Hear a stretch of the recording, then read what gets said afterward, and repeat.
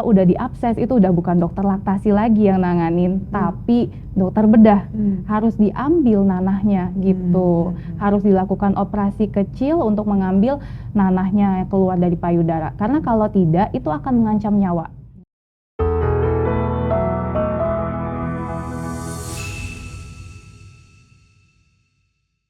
Hai Lovely People, kita kali ini bakal ngomongin soal problematika seorang ibu yang baru saja mempunyai buah hati, seorang anak.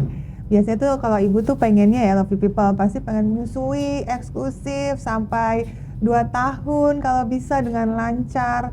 Tapi ternyata banyak banget kendala-kendala yang bisa aja muncul. Kan biasanya ibu-ibu muda nih kita taunya nih jadi tantangan, wah gimana nih ya caranya menyusui anaknya secara eksklusif. Tapi ternyata bisa aja nih drama menyusui itu terjadi pada anak kedua, anak ketiga, dan seterusnya. Nah, makanya kita langsung ngobrol-ngobrol aja yuk bersama ahlinya. Hai dok. Halo. Harusnya saya ketemu sama dokter Dea waktu anak pertama saya ya, di mana saya mengalami tadi tuh drama menyusui dok. Jadi memang kalau paling umum nih ya jadi ibu muda, itu kan pertama kali nyusuin nggak ada bayangan bakal kayak apa ya gitu.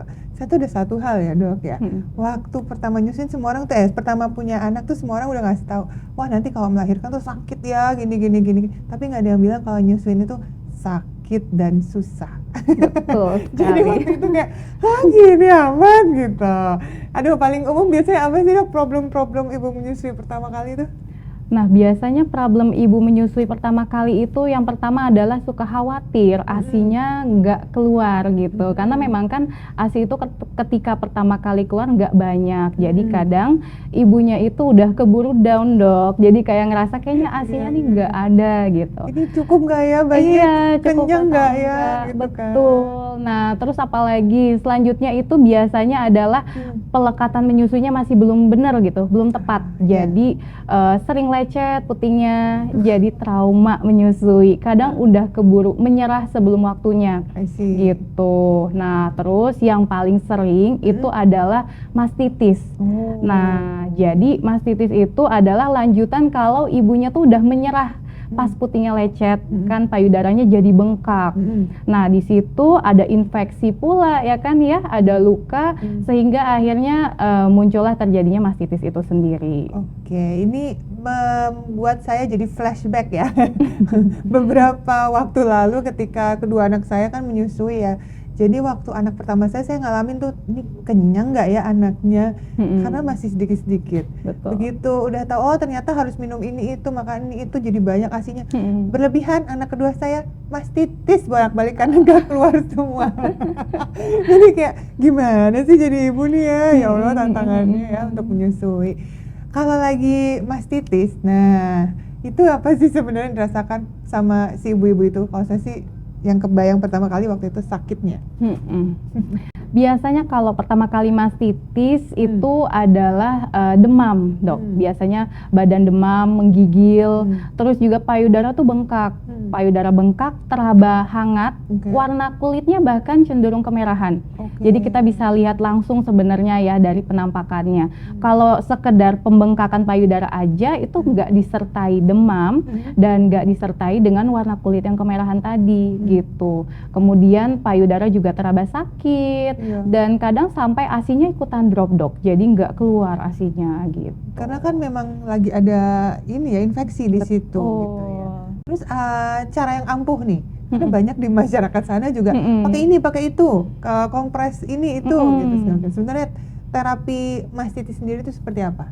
Oke, jadi penanganan mastitis itu bisa banget kita lakuin dari rumah. Yang pertama itu adalah kita wajib melakukan kompres dingin. Nah, ini yang masih sering salah nih dilakukan oleh ibu-ibu di rumah. Biasanya mereka itu malah kompres panas. Iya, kompres panas dan kompres hangat gitu ya.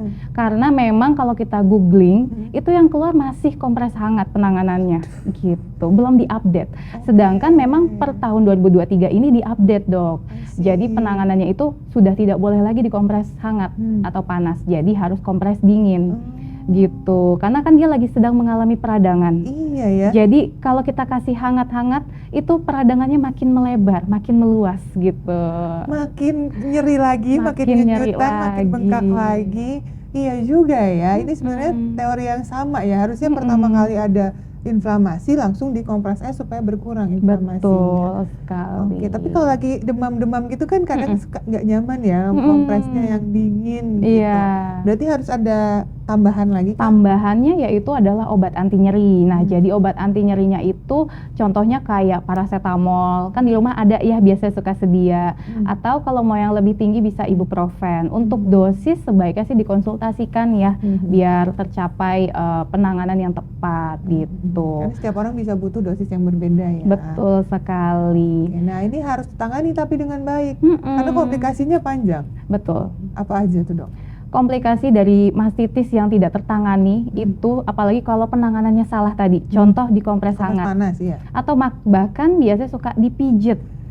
Dipijetnya Iya itu keras banget, jadi kayak bikin infeksinya makin parah. Nah, itu cepat banget infeksi mastitis ini berubah menjadi yang namanya abses payudara, dok.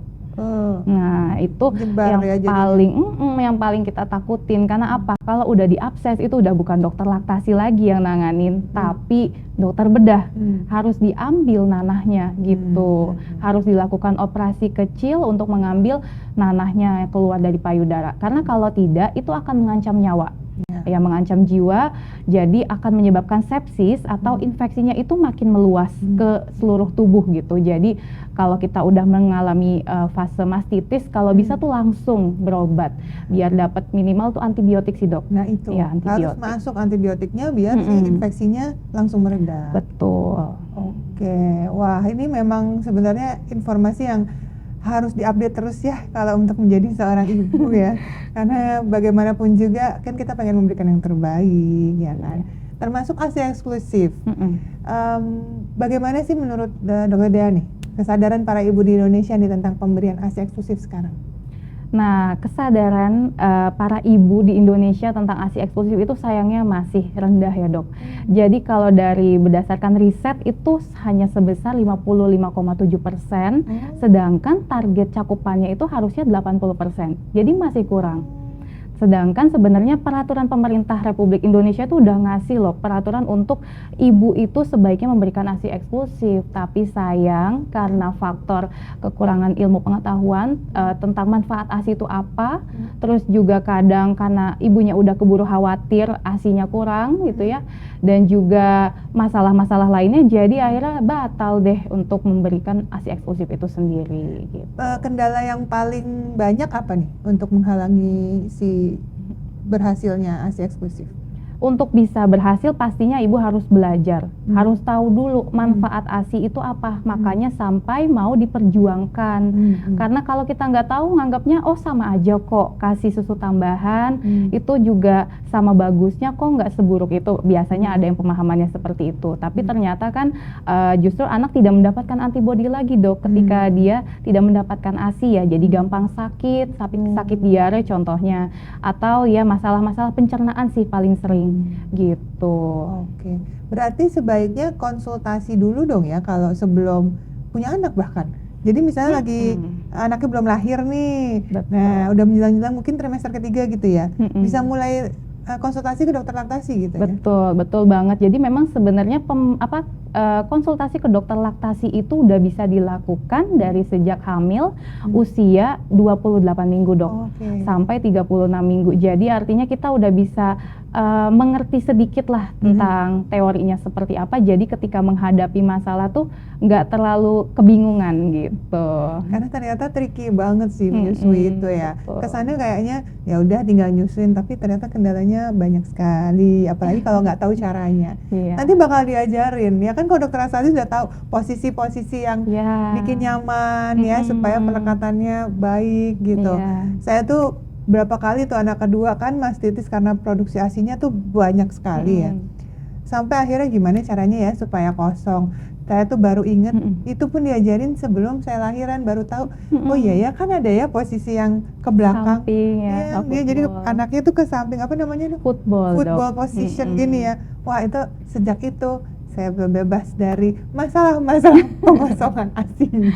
Jadi nyaman ya dok Jadi ya. nyaman. Jadi saya aja tuh sangat seneng gitu kalau konsultasi sama dokter laktasi tuh dapat ilmu-ilmu. Jadi mungkin Lovely People nih calon-calon ibu semuanya nih bisa dapat informasi banyak banget kalau langsung konsultasi ke dokter laktasinya. Tapi saya penasaran sama dokter Dea. Selama ini sudah menjadi dokter laktasi, tantangannya apa sih yang dihadapi selama ini? Tantangan paling terberat adalah meyakinkan pasien dan keluarga sih terutama mau atau enggak nih lanjut memberikan ASI gitu. Kadang bahkan contoh udah berhenti tidak memberikan ASI ya, dan dia pengen untuk direct breastfeeding kembali DBF lagi. Mereka ragu bisa nggak ya dok gitu, atau ASInya udah sempet kayak menurun, bisa nggak ya dok naik lagi produksinya. Tapi emang bisa ya dok? Sebenarnya masih bisa dok. Gimana? Ada tips-tipsnya yang bisa di-share? Untuk tips-tipsnya itu memang tergantung dengan kondisi setiap bayi pastinya, karena kan ada juga yang namanya bingung puting tuh dok. Itu yang bikin mempersulit bayi kembali DBF ke payudara. Dan maka dari itu kasus satu dengan kasus yang lainnya itu penanganannya pasti berbeda. Yang pasti prinsip utamanya harus sering-sering bonding sama ibunya, karena anak ini istilahnya tuh udah kayak lupa gitu ya, lupa ngerasa asing ketika dekat sama ibunya. Jadi kita bonding kembali, misalkan dengan skin to skin, up to 24 jam bahkan lebih, untuk kayak membuat bayi merasa nyaman dekat sama mama. Ketika dengar detak jantung mama, ketika nyium bau ASI itu kayak ngerasa oh ini adalah tempat yang aman. Sedangkan kalau lagi bingung puting, mereka dimiringin ngadep ke payudara aja, itu udah nangis, kadang kayak udah marah kan, kayak udah tahu nih mau disusuin, jadi kayak udah menolak gitu biasanya. Oke, berarti memang ada beberapa teknik-teknik ya yang bisa dicoba ya. Tapi kalau misalnya anaknya sendiri yang susah lepas misalnya, nah itu juga gimana tuh?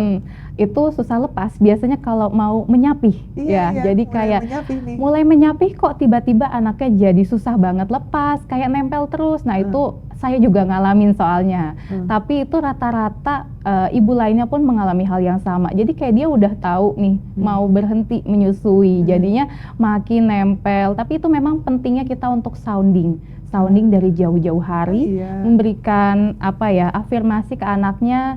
Jadi ketika waktunya datang dia nggak kaget banget gitu. Takutnya kan menimbulkan trauma ya dok. Kalau ada yang sampai dikasih lipstik, ini berdarah nih apa, anaknya trauma, ada efeknya nggak sih?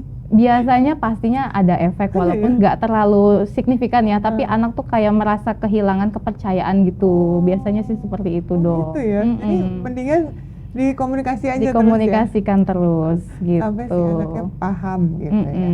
Oke, ini kita udah ngomongin soal menyusui, terus juga tadi proses menyapih. Menyapih itu biasanya umur berapa sih sebaiknya? Kalau disarankan memang 2 tahun. Jadi menyusui itu peraturan yang terbaru ini pun 2023 ya, WHO itu ngeluarin menyusui itu sampai 2 tahun bahkan lebih. Jadi artinya kalau yang dulu itu benar-benar pas 2 tahun, ini 2 tahun lebih tuh nggak apa-apa dok. Karena memang manfaatnya masih tetap ada. Jadi kalau memang anaknya masih mau, kita sebaiknya jangan paksain gitu. Tetap aja lanjutkan, berikan kepada bayinya. Karena itu ada manfaat protektif ya terhadap. Tetap ada manfaatnya. Bahkan ada yang berpendapat kalau memberikan ASI lebih dari 2 tahun takutnya ASInya jadi darah ya kan. Ya, takutnya ASInya basi. Nah itu semua mitos, jadi tetap berikan aja ASI, insya Allah manfaatnya tuh jauh lebih banyak daripada kita menyapih terlalu dini bahkan. Nah saya masih penasaran satu hal nih, itu kalau misalnya nih kan saya sempat ngasih ASI pumping gitu. Apa sih istilahnya ASIP tuh? ASI perah? Bahasa Indonesianya. Bingung apa bahasa Indonesianya. Nah, kalau ASI perah itu kan tapi saya kasih saat saya nggak ada nih, gitu. Jadi sebenarnya anak saya nggak bingung puting juga. Tapi kalau ASI perah ini dilanjutin terus gitu ya, sampai karena kebiasaan anak untuk minum susu sampai 2 tahun lebih, itu sebenarnya gimana? Apakah direct breastfeeding aja yang disarankan? Nah, jadi kalau pada kondisi tertentu ibu berpisah dengan anak karena alasan kerja dan semacamnya, itu memang kita kan mau nggak mau harus memberikan ASI perah. Tapi untuk medianya, kalau bisa sih jangan menggunakan media seperti botol susu ya. Karena kenapa? Botol susu itu menyerupai mimik ketika bayi menetek ke payudara. Jadi dia akan bingung dan lupa saat menghadapi payudaranya Bingung gitu. puting tadi Jadi ya. bingung puting tadi. Tapi kalau ditanya boleh atau enggak ngasih ASI perah, boleh banget dok. Sampai Gitu. terus-terus aja gitu. Boleh, cuman disarankan kalau kita udah rutin pumping itu sendiri harus ada DBF-nya dok. Minimal Iya, pas kita pulang gitu ya, pulang kerja itu tetap DBF gitu. Biar ASI-nya tetap lancar keluarnya karena kuncinya adalah hisapan dari mulut bayi gitu. Jadi emang ini ya, demand sama supply itu yang benar-benar harus terpenuhi terus gitu ya. Betul dok. Oh wow, ini soalnya banyak banget kan yang bilang kalau udah ASI perah mah 2 tahun ke atas sudah nggak perlu sebenarnya katanya gitu. Oke, ternyata update ilmunya boleh 2 tahun lebih. Ya. Oke, setelah tadi udah menyusui, terus udah juga kita ngomongin soal menyapih tadi. Gimana kalau kita lanjut ke MPASI? Karena kan setelah 6 bulan itu sudah harus ada makanan pendamping. Nggak bisa nih, nggak cukup cuma ASI aja gitu ya dok ya. Nah, syarat atau prinsip utama pemberian MPASI ini apa?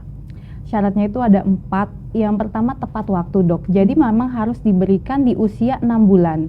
Nggak boleh kecepatan, nggak boleh juga terlalu lambat gitu. Kenapa? Karena memang ketika 6 bulan itu anak butuh tambahan nutrisi lain untuk memenuhi kebutuhan hariannya gitu. Kalau kelamaan juga takutnya nanti jadi kekurangan gizi dok. Gitu. Nah, terus yang kedua itu adalah kita harus pastikan adekuat. Jadi memenuhi kebutuhan energinya. Kan usia 6 sampai 8 bulan kebutuhannya ada sekian kalori, nanti 9 bulan sampai 11 bulan berapa kalori dan semacamnya. Itu artinya kita harus pas gitu kebutuhannya. Karbohidratnya, protein, lemak dan mikronutrien lainnya itu wajib sesuai gitu dok dengan usianya si bayi. Perkembangan usia bayinya. Betul. Yang ketiga itu juga harus aman. Jadi higienis ya cara kita mengolahnya itu harus bersih, cuci tangan dulu. Kita pisahkan penggunaan talenan antara untuk sayuran dan daging contohnya gitu. Jadi supaya tidak tercemar bakteri. Nah, terus yang keempat adalah kita berikan secara responsif dok. Jadi artinya kita harus kenali tanda kenyang dan lapar dari si kecil. Oke, jadi nggak boleh yang dari awal jam-jaman gitu? Jam-jaman memang disarankan, cuma maksudnya kita kalau anak udah kenyang kita juga jangan memaksakan gitu. Jadi memang intinya jangan memaksakan gitu. Jangan memaksakan. Wah, kalau dulu kayaknya saya sampai dijejelin waktu kecil ya. Yang penting habis ya dok ya. Berapa lama sih dokter Dea ya perut bayi ini akan beradaptasi dengan si MPASI ini? Nah, untuk masalah berapa lama beradaptasi itu macam-macam sih dok, bervariatif. Cuman biasanya memang ketika peralihan dari ASI ke MPASI yang lebih padat, itu akan ada yang namanya BAB-nya itu jadi kayak lebih sembelit mungkin ya dok ya. Jadi kayak kok nggak BAB berapa hari nih anak aku, itu wajar banget karena perubahan konsistensi gitu kan. Nah terus yang paling penting apa? Kita harus mengenali tanda-tanda bahayanya. Kalau misalkan kayak disertai dengan perutnya keras, atau misalkan BAB-nya itu ada darahnya, atau disertai demam gitu ya, bayinya rewel, terus kemudian 4 hari nggak ada perbaikan, baru itu kita wajib untuk konsultasi lebih lanjut ke dokter. Takutnya ada masalah pencernaan lain dok, gitu. Yang tiba-tiba muncul kan bisa aja. Nah untuk MPASI sendiri, tadi kalau misalnya awal-awal itu pertama kali langsung banyak kah porsinya atau boleh sedikit-sedikit gitu? Kalau ilmu terbaru nih gimana tuh dengan pendapat si makanan real food dan lain-lain itu? Oke, jadi untuk yang pertama kali diberikan memang sebaiknya menu lengkap ya dok. Jadi artinya kan mungkin dulu ada yang bilang sayuran dulu gitu ya, atau protein dulu. Nah ini kita tuh justru disarankan untuk memberikan menu lengkap. Artinya ya udah dari hari pertama itu udah diberikan ada sayuran, ada karbo, ada protein, semuanya itu ada gitu. Jadi kita menu Bukan gizi menu seimbang tunggal. gitu ya? Iya, betul, gizi seimbang. Jadi bukan menu tunggal lagi nih, I Dok, see. gitu. Dari itu udah dikasih, terus tapi teksturnya balik lagi, harus cair banget dulu ya? Iya, jadi teksturnya itu harus dibuat lebih lunak lah gitu ya, lebih lembut, lebih lumat, kayak istilahnya tuh kayak odol kalau dibalik sendok gitu ya, itu jatuhnya tuh pelan-pelan, nggak yang kayak biur langsung turun ke bawah gitu. Gitu, oke. Oke, ini ilmu empati sebenarnya bisa jadi bahasan topik sendiri ya, karena Iya. banyak banget nih. Banyak sekali, Dok. Tapi ini karena nanti kita bakalan ada satu episode lagi bersama Dr. Dea.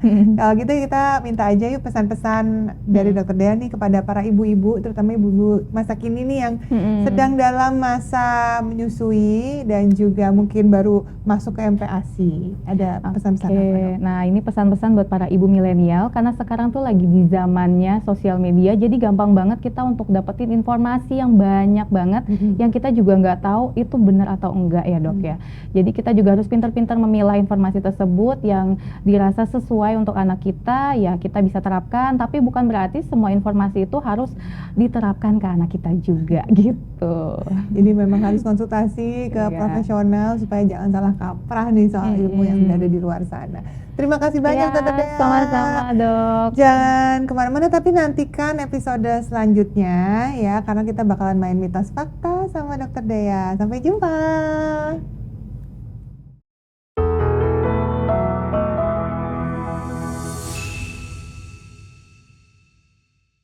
Lambung bayi itu masih kecil banget. Jadi kalau kita penuhin sama jus yang mana kalorinya tuh rendah, jadi dia akan kenaikan berat badannya kurang. Sedangkan anak itu kan ada target ya kenaikan berat badannya itu berapa setiap bulannya. Kalau dia keburu kenyang sama jus, khawatirnya nanti nggak masuk tuh makan siangnya, snacknya gitu. Malah jadinya kurang gizi jadinya ya, ntar tumbuh kembangnya nggak tercapai. Betul. Itu kita minum jusnya sebagai selingan aja ya? Iya, tapi sih Atau sebenarnya berbarengan? disarankan buah potong, Dok, dibandingkan jus.